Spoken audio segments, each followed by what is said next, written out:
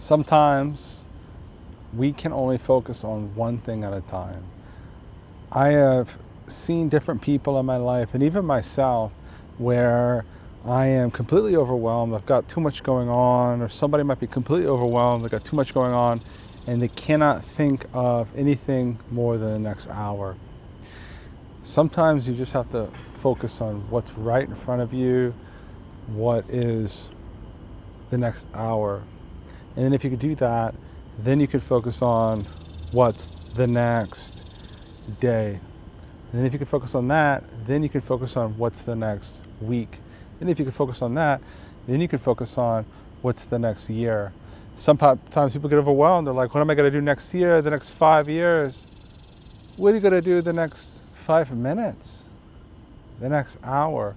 So it's kind of like an accordion principle. If you don't know what to do, what do you need to do right now?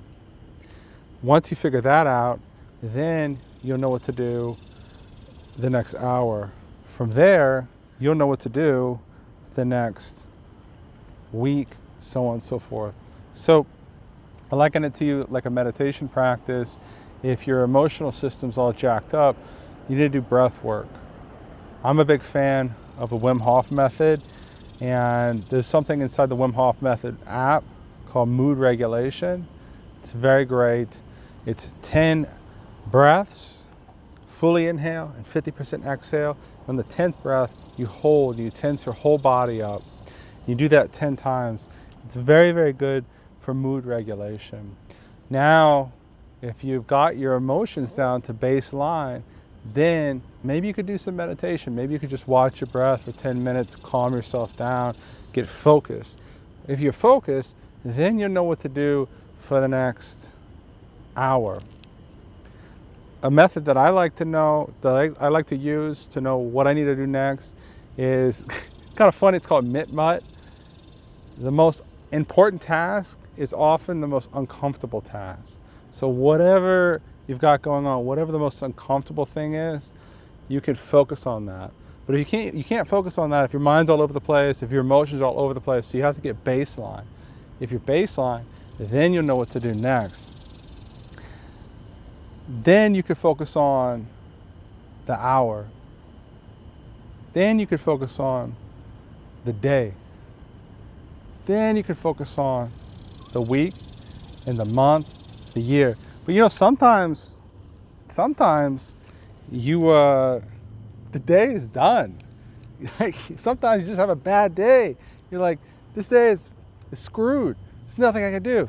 Okay, so admit failure for the day, go to bed, and then just tell yourself, tomorrow's a new shot. I'm gonna try better tomorrow. And if you're wondering why I'm swinging my hands around like this, like I'm practicing Kung Fu with a ghost, it's because I'm in Austin, Texas, and it's August, and there are these little flies flying around.